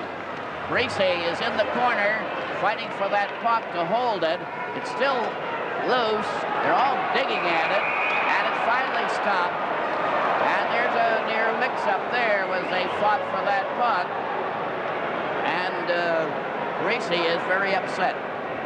Parisi is very rugged along the boards, and you see him try to fight to get this puck killed so his players won't get any trouble. He's fallen down here, and there's a lot of pushing and shoving. I think the referee should have called this a lot sooner than he did, and that probably wouldn't have developed. Jean-Paul Parisi from the Minnesota North Stars. A good insertion in this lineup because he's been very rugged along with Wayne Cashman along the boards. And here's some of it right here. Notice the good position Whitey Stapleton has here. Keeps on his feet, protecting the puck. Just as they were ready to face off, the Canadian team sent out a replacement. They haven't decided just who it'll be. P.Mahovlich stepped out. 40 seconds left in the second period. 1-0 for Canada. And you'll never see a harder fought battle in years, I doubt. Starshanov is now at center. The puck goes into the corner to Maltsev, back to the blue line, but these Soviet passes are going astray, chiefly due to the hard hitting of the Canadian team. Henderson, Ellis, and Clark attack. Park gets that puck, cleared it back into Clark, right in front of Ellis, a shot! And Krzyzak stopped that, and the bounce right across the goal mouth. Zagankov is chased into the corner, stopped by Clark, they fall, Ellis goes in to help. Ellis is jammed on the board. Starshanov goes to the side, and there's a minute. Harlamov ran into the referee, and he'll likely get a misconduct. Harlamov in his anger raced at the referee, and we'll wait now. You can see here he's pinned along the boards. Now he comes back, and he gets a penalty here. And he is very upset about it. And he might just have talked himself right out of the game with that little push against the referee. Big defenseman Zagankov going off. But Harlamov, in going over to protest, could well have got himself removed from this hockey game. And the Soviets cannot afford to lose a player like him at this stage. Foster, so far the thing that's impressed me about Gennady Zagankov. 2 minutes for slashing and a 10-minute misconduct. The time, 19:54. La pénalité. The thing that's impressed me about Team Canada right now is it's not the same team as we saw in Game 1. The defense is so much more solid that Team Canada is not getting into the trouble in their own end that they were. The Soviets are playing them more in a one-to-one situation, and when you isolate them one-to-one, there's Harlamov, 17 in there. He got the misconduct. And Zagankov got the slashing penalty. It was a foolish move by Harlamov. And then Bobrov, the coach, is getting into the act and having his say, even though it's in Russian. He apparently made his point. But Zagankov, number 7, and Harlamov was the one who shoved the referee. Now they're lining up with the Soviet a man short. Nikita got the draw, as he generally does, to Park at the blue line. There's their shot! Krzyzak stopped that one. It bounced in the air. Nikita was jamming in back to the net, and that's quite a skirmish at the end of the second period. With the score, Canada 1, and the Soviets no score. This is Game 2 from Toronto. Another player that impresses is that Zagankov. He certainly is a rugged customer while he's in the penalty box, or will be for the start of this third period. He's played a very aggressive game. He's going over in the penalty box now, along with the Harlamov. Harlamov is 17, and he'll be in that box longer than anybody else. From the face-off, the puck is cleared into the Canadian zone. Soviets are a man short. Up over the line at center. 2 10-minute periods in this third period. I think the big thing in this third period for Team Canada is for them to enforce upon the Soviets that Team Canada plays their game. So far in this game, Canada has played the game the way they've wanted to. And if they can persist here in the third period, I think we'll skate away a winner tonight. Esposito at center, facing Mishakov, who seems to be out there on all penalties. Starshanov as well. Lapointe goes in back with a Canadian goal. Bernoulli is going down the right wing at center, over the line, one man back. He left the puck there, no one was there, and it's knocked back to the blue line with LaPointe clearing over from the side. Park failed to get out, recovered the puck when he bumped into Starchinov, number 8. Park goes back to the net, skating over onto the left side, made a rink-wide pass. Esposito going down there, really working his heart out tonight. Esposito center right in front, and Lohowich couldn't get it. There's a check there when Mishakov lost his stick, and he tried to bull his way right out from the Soviet zone. It was interesting, the second that Mishakov, number 12 there, lost his stick, up came the feet to try to control the puck, and he kicked it out, and that's what brought about the offside. Most of them appear to be pretty good soccer players, the way they can handle that puck with their skates. Starchinov and Esposito facing off. He kicked it to the blue line, and it's shot down the ice by Lachenko. Park goes in back to the Canadian goal. 40 seconds left in the penalty. Up to center ice. Park over the right side. Bernoulli coming right in. He shoots. Score! Bernoulli from Park. Absolutely beautiful play. Brad Park saw Yvan Cournoyer breaking on the right wing, and you'll see Cournoyer turn the jets on. Now look at the pass, rink wide. And Cournoyer is gone, and he breaks in, good position, and he fires a good hard shot through that opening in Tretjak's legs, and it goes into the back of the net. Brad Park again, a beautiful pass on Cournoyer's stick, who is busting full speed now. And he was around Dragulin before he had a chance to make any turn at all. Assist number 5, Brad Park. The time, 1:19. 1:19. Bernoulli from Park. A tremendous goal. Canada 2. Soviet no score. And it was a typical Bernoulli effort, and he's poisoned when he goes in there fast. Puck is back in the Soviet goal. Tark is waiting for a pass. Here's a shot as the Canadian team take heart on that extra goal. They're forcing the play, the jamming session around Tretjak, but they called the play. We just saw Bobby Clark try to do something that he probably does better than anybody in the National Hockey League. From behind that net, he can score a lot of goals. I remember last year here in Toronto, he scored 2 goals against Bernie Perron, both of them from behind the net, and no one could believe it at that time. P.Mahovlich at center. Soviets are full strength. Up the center ice. Zeman had it go off the edge of a stick. The puck is back to the blue line. Here's a long shot. Went off a leg. It's cleared back behind the goal by Greasy. Into the corner. The Soviets lost it to Bill White. Passing on the left side. The Soviets get it again in front of it. Zeman shoots. Another great save by Tony Esposito.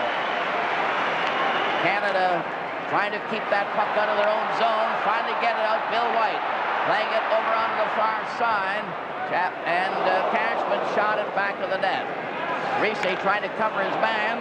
It's recovered by Shadron at center. Over to Zeman. 11. Back to Yakashev. A shot. And it's stopped. Again, without too much trouble by Tony Esposito. Canada clear the puck out. There's Reese hauled down on the play by Shadron, 19. Cashman carries it in back to the Soviet goal. Now a shot wide of the goal by Bill White. Another shot by Stapleton is stopped by defense player Lyapkin. Soviet kept the center. Again, Stapleton picks it up. Playing at center ice. 6:53 remaining in the first half of the 2:10 minutes of the third period. Mishakov got a ride there from Ellis. He skated him off. Made the pass at center ice. Over the line. Kuskin slowed him down. Recovered the puck. Played it on the left wing. Going down there from Mihailov. Cleared in front. A shot. Another save. Scrambling right in front of the goal. Ellis was down in front with Bergman. Mihajlov comes down here with good control. He cuts across now. The Soviets have a good play. Look at the concentration. Look at how Tony Esposito comes out and covers it up. But the important thing tonight, Foster, is that Canada's defense is right there to help them out. Gary Bergman, Ronnie Ellis standing right on the doorstep. Ellis takes up Mihajlov so he doesn't get the shot. Esposito smothers the puck. And that's Mihajlov there, number 13, and he was boring in on Esposito. The checking tonight by Team Canada's forwards has been excellent. Petrov going to face off. П.Маховлич speaks to Stan Mikita with the red helmet. Mishakov is standing on the rim of the circle with Mihajlov. There's a shot by Kuskin, easily handled by Esposito. Shot down the ice by П.Маховлич. Lutsenko lets it go over the line, and it's called for icing, and the face-off will be to the left of the Canadian goalkeeper, Tony Esposito. There's a good look at Harry Sinden, and he has to be a little more relaxed than he was this time in Game 1. From the face-off, the puck slides back to Bergman.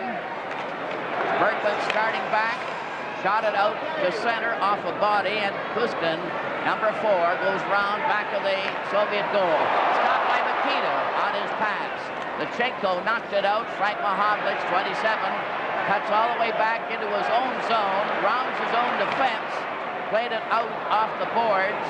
Kuskin has it, passed to Mihajlov, who lost it. Mihajlov gets it again, number 13. Not a bit superstitious. Takes a pass again, and is dumped by Bergman, who moved in right underneath him. Frank П.Маховлич lobbed it to Mikita. Mikita tried to go through, and they're hitting each other hard again. Long pass on the right side as Canada start changing, as well as Soviet on the go. Mishakov got it to Starshinov. Starshinov back to the goal, trying to center it out. There's going to be a penalty call on the play. The Canadian player, Bergman, was down. Mihajlov was on top of him. The referee has his hand up, and it's going to be a Canadian penalty as the Soviet goalkeeper has left the ice for an extra forward, Zeman. They still have the puck. They have 6 attackers, stopped by Cashman, and this will be the penalty. With the score, Canada 2, and the Soviets no score. This is Game 2 from Toronto. Park is getting the penalty for Canada. The Canada penalty to number 28, Bobby Clark. 2 minutes for slashing. The time, 5:13. 5:13. Bobby Clark, 2 minutes pour Cinglé à 5 minutes 13 secondes. That evens the penalties at 4 each in the game. Now then, the Soviets will have the power attack, and Yakashev was knocked over by П.Маховлич, who has been throwing his weight around very efficiently. Puck slides right back to Paladiev, intercepted again by Ellis, who's out there with П.Маховлич. Ellis 6, П.Маховлич 20, Bergman and Park the defense. Canada leading 2-0. There's a breakaway up the center. Zeman gets away from a shot. Oh, and he was hurried by Park and failed to get Yakushev. Score! Yakushev was standing in front and was able to meet. This is a good example of why you should always follow the play up. Zeman has a clear-cut breakaway. He shoots wide. Now watch Yakushev park himself in front of the net. Lapiev gets the puck right to Yakushev, sweeps it to the far side. Tony Esposito had no chance. Again, we see it here from another angle. He shoots wide. He's going for that top corner. Now look where Yakushev parks himself and sweeps it for the far corner. No goalie would have had a chance. And number 11 is Jenny Zimmons. The time, 5:53. 5:53, the time of the goal. Play is underway, up to center ice. Mihajlov trying to going in on goal, right in. And Esposito was able to stop him, and there's going to be a hooking penalty called against Canada. So the Canadian team will be a man short again. Harlamov is still in the penalty box, serving his 10-minute misconduct penalty. And he's joined by Sтэплтон in there. And this could be very critical right now. We can see when the penalty comes up. Sтэplton has to hook him to stop him from breaking in on Tony Ä all alone.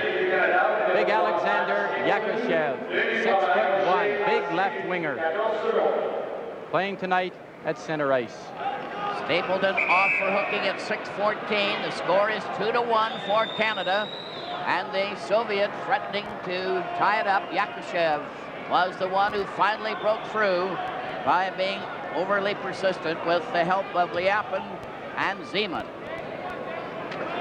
Now Shedrin.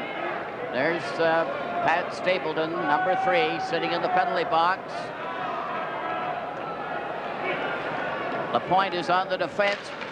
P.Mahovlich remains out there. There's a pass back to Liapkin over on the far side. That crisscross passing play. They failed to click on that one. Now Shedrin getting it back to Liapkin. Over on the far side, right in front of the goal, went wide of the net. Zeman knocked it back to the goal. It rolls off to the side. They failed to clear it out. The point failed to get it away. Then Ä cleared out. It's a race down with P.Mahovlich going in on goal. Right in! He scores! P.Mahovlich. What an effort by P.Mahovlich. What can you say? That Russian is still wondering where the puck is. P.Mahovlich made an absolutely beautiful move. He has picked up the puck inside his red line. Now look at him isolate Polidyev. He gets him to put his legs together, isolates him, and then walks right around him. And what a move he made on Tretiak. Tretiak was completely fooled. Look at the move. He holds him with the big slap shot, walks around with the big reach. Now look at the move here. And holds it and jams it in the behind. P.Mahovlich beat Poladiev and then the goalkeeper, Tretiak, to get a sensational goal, to get that 2-goal lead back for Canada. And it was scored with Canada a man short. Sтэplton in the penalty box. P.Mahovlich. And it's 3-1 for Canada. A clearing pass at center ice. Lechenko over the line. Mikhailov cut in and couldn't get any farther. Canada shoot it down the ice. 2:54 left in the first half of the third period. It is divided into 2 10-minute sessions. Cleared pass into the corner. Mishakov trying to dig it out. He was pinned there. Mikhailov couldn't help. And so the face-off will be to the left. Foster, absolutely beautiful goal. Came at a very appropriate time. When you're shorthanded, the Soviets had a good chance there to even it up. And with P.Mahovlich scoring there, completely nullifies it. That has to psychologically hurt the Soviets an awful lot at this stage of the game. F.Эспозито was given an assist on P.Mahowlich's goal. Sтэплтон off at the time and still off. Petrov got the draw. Kuskin lobbed it over to Mikhailov. It's back to Kuskin as they try to put the pressure on. The puck goes into the corner. Park lobbed it on the boards. Clark knocked it back in the corner. Park shoots it around on the boards. Ellis pinned by Kuskin. It comes up to center with Clark fighting his way. And Park couldn't get it. Now a 3-man Soviet rush down the left side by Mikhailov. He faked the pass. It was knocked down. Petrov gets it again, takes a shot, and it goes to the far corner. Bергmans took his man out. Kuskin comes in with a pass that failed to click. It hit a skate. Park is grabbed as he tried to get away. He's knocked over. Here's a pass in front. Mikhailov fanned on it with Bергman falling in front. Bергman failed to get it away. Here's Sтэplton back on the ice. He broke up the rush. Sтэplton has completed his penalty and carried the puck into the Soviet zone. Bernoulli turns at center. He scored the second goal for Canada. Canada leading 3-1 with 1:25. Look, loose puck in front of the net. And Stan Mikita had a chance of a lifetime when Cournoyer had centered it out for him. Puck is near the Soviet goal. Kuskin playing it over on the far side. And it's broken up by Mikita. Anderson was stopped. He's the rookie out there for the first time. The right foot for P.Mahovlich. He scores! Pi-Mahovlich. Pi-Mahovlich has scored a fourth goal. And both the Pi-Mahovlich brothers are dangerous tonight. And watch how he looks for a man out in front. Pi-Mahovlich will walk right into the spot. And he drills one for the far corner, and it just catches the post. As the play develops here, they don't get it out. Mikita now has deflected it into the corner. Now he's looking all the time. He misses it, comes back in his skate. Now he's got Pi-Mahovlich set up perfectly. And Frank bangs it, and hits the far post, and is in behind Tretiak. Here we see it again from another angle. Frank Pi-Mahovlich from Mikita. Puck is cleared into the Soviet zone. Goal scored by number 27, Frank Pi-Mahovlich. Assist, Sagankov couldn't get anywhere. Here's Mulchin coming in, and a good save there by Esposito. Cournoyer also got an assist with Mikita on Frank Pi-Mahvlich's goal. There's Cashman getting a little chippy, and at this stage, Foster, there's really no need for it. Play the game straight away. You've got 10 minutes. The Soviets aren't going to hurt you as long as you've got 6 men on the ice. Frank Pi-Mahvlich has scored that fourth goal from Mikita and Cournoyer at 8:59, giving Canada a 4-1 lead. From the face-off, Sтэplton goes in back of the net, and this game is as different as night and day from the first game in Montreal. Bill White clears that puck to center ice. They carry on. Parise was upset, but he carries right on into the corner. Parise is bumped by Raglan, then by Starstop, and the pass from back of the net by Cashman goes right down to Tony Esposito, who shoots it up the ice. Now Esposito going in. Phil Esposito was offside as Sagankov was after him, and it's brought back for icing. There's the assistant coach of Team Canada, John Ferguson. And he's sitting there looking like things are a little better. If only this were game one. They're changing players. They've got 1 second before they change ends for the final 10 minutes of this third period. There's a couple of the non-dressing Russian players.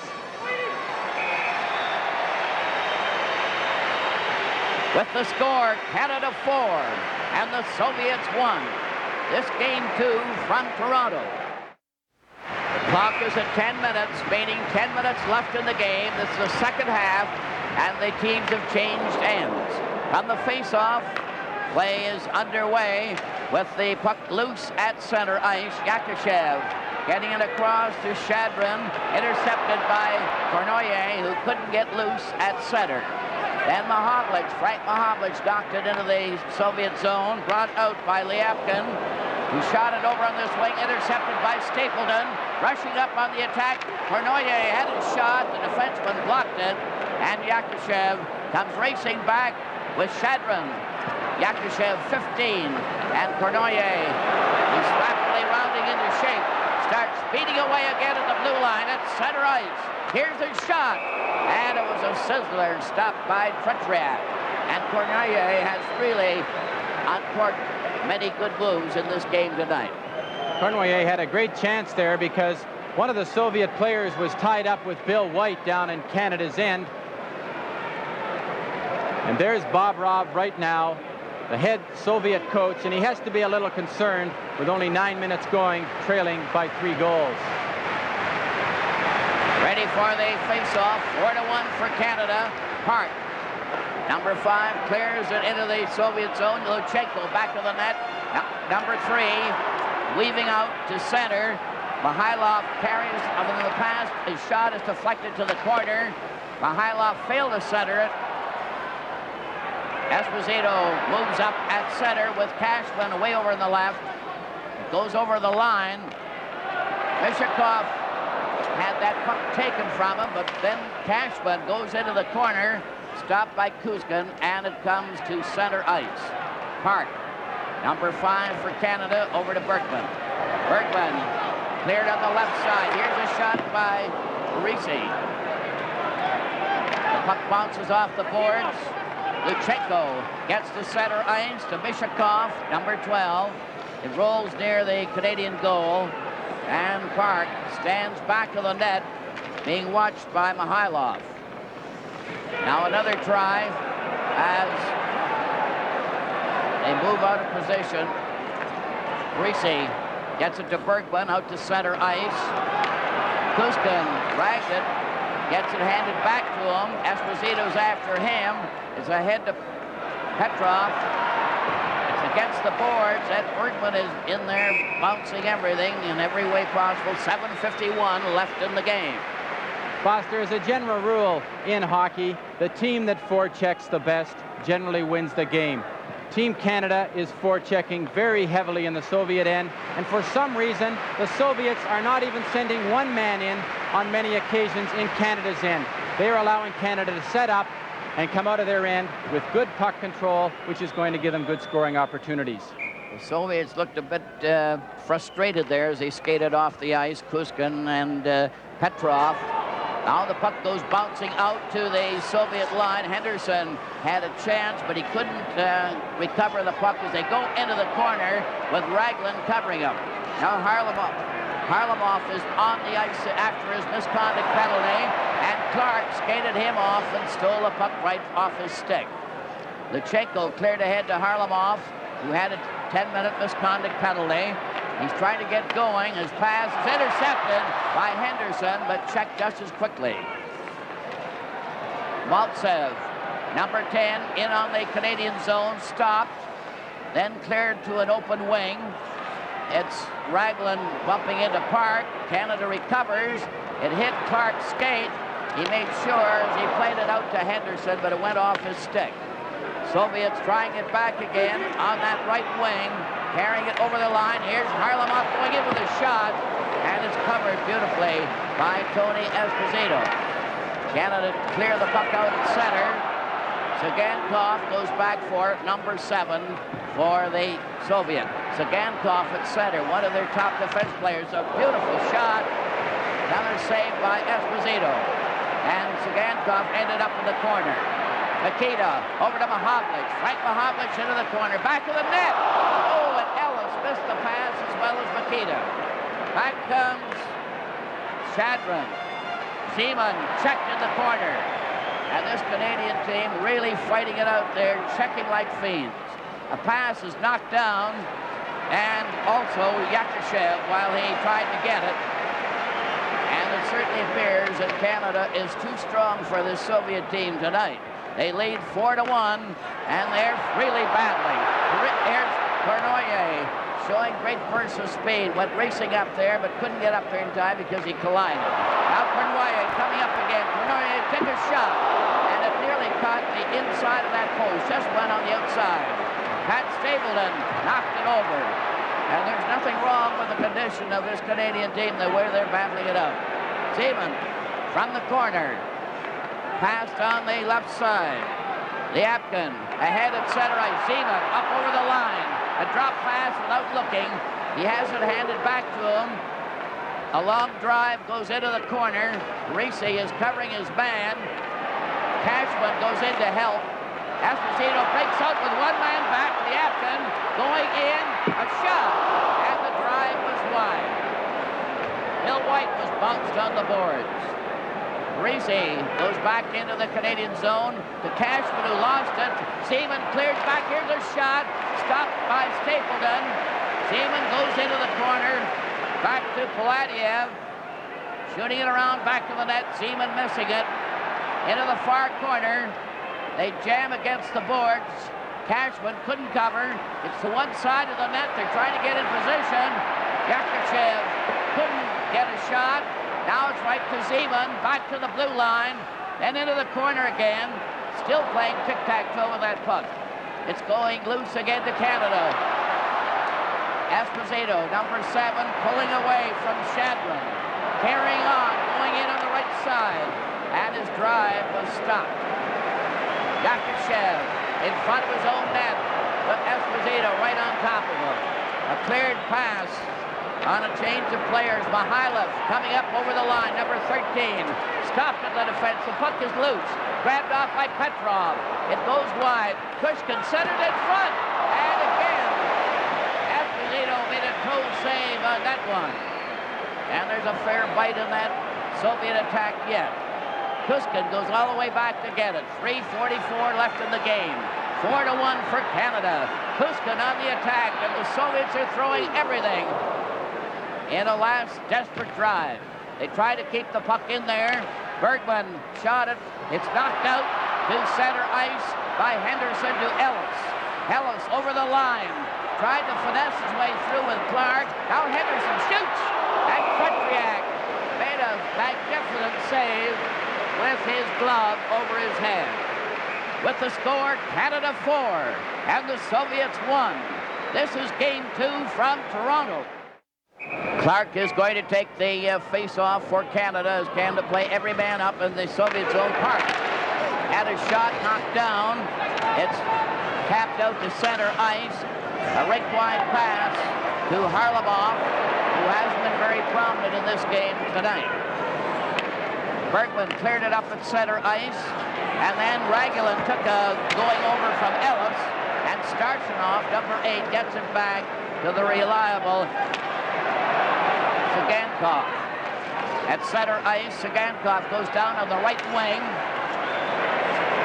He tried to pull his way by Bергman, but failed. Bергman recovers the puck, shot it on the boards. Ellis tapped it out. Starshinov goes back to get it. 2:34 left in the game. 4-1 for Canada. Maltsev comes in, number 10, but he didn't get his shot. And then Nikita knocked Starshinov over as Starshinov seemed to go in with a high stick. Team Canada has been a better team tonight in every department. And actually, Foster, with 2.5 minutes left in the game, it looks like the Soviets are the team that's tiring tonight. So the conditioning has been neutralized. Team Canada has the legs tonight that they apparently didn't have in game 1. Yes, they were talking all the time in that first game about lack of condition. That was a misnomer because the Canadian team have the foot right now, and it's been their heavy checking that has taken the toll on the Soviets. Puck is cleared around back on the Soviet goal. Yapkin shot it to the corner. P.Mahovlich broke it up, and then it goes loose. Canada recovers. Nikita to Cournoyer. It's back in front. Mahowicz. Cournoyer tried another one, and Zeman cleared it out. Gets a return pass. Goes to center ice. Goes across the line. A drop pass. And Cournoyer just backhanded it down the ice. One of those back flips. Yakushev on the move. 1:47 left in the game. The puck rolls to center ice. Recovered by Savard, who's out there with Lapointe. They drive it into the corner. Peter Mahovlich centered it to Frank Mahovlich. Cournoyer knocked it wide. It's back with a goal. Yakushev made a long forward pass. Zeman trying to come out with Yakushev passing aimlessly at center. Lapointe returns for Canada with a backhand, and the Canadian team are just hemming them in. 1:14 left in the game. 4-1 for Canada. And it would appear that the series is going to be even. Into the corner. Savard passes on the right side. Cashman. Now 1 minute left in the game. And it's banged down the ice by Parisi. Petriak came out of the net to shoot it out. Cashman knocked it across the line. And the Soviets tried to come back. Mishakov tried to go in on the defense. It was blocked by Lapointe, who's out there with Savard. Canada dragged that puck. Cashman getting it back to Savard, who's taken in. Esposito helped him out, lobbed it to center ice. Parisi failed to get the loose puck, but Ès rides it, gives it to Parisi, who was away offside with 20 seconds remaining. So far tonight, it's been puck control. Puck control by Team Canada has been all important, and I bet you if they put a clock on the amount of time that Team Canada's had the puck tonight, it would probably be close to 40 or 45 minutes. They've controlled the game from start to finish, and what a series we're going to have, Foster. 6 more games like this. It's certainly great to think of it. Right from the drop of the hat, Clark gets it to Henderson, who's getting in. He couldn't get his backhand. Petrov tried to shoot it to Mihailov. Back to Petrov as they keep on moving. 8 seconds left in the game. The horns are starting to blow. Lechenko coming down with a cleared pass, and the game is over. And Canada has evened the series 4-1. And that Tony Ès is being mobbed by his teammates. They all deserve tremendous credit on the performance they put on tonight.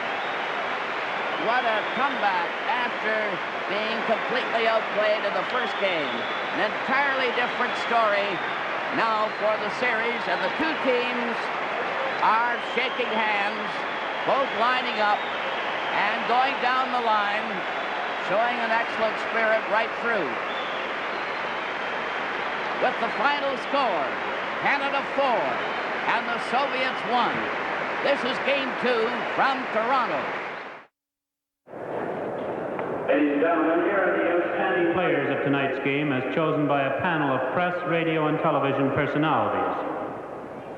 Mesdames, Mesdemoiselles, Messieurs, voici les joueurs par excellence pour le match de ce soir, tel que choisi par un groupe de commentateurs de la radio et de la télévision. First for the Soviet team, pour l'équipe nationale soviétique, Vladislav Plitiak.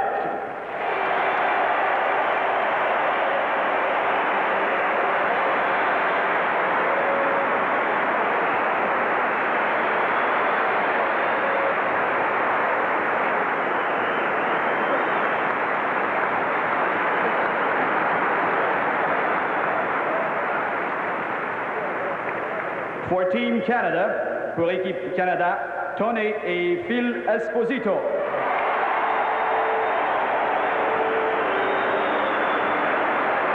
Just wait right here. I want to just talk to them briefly.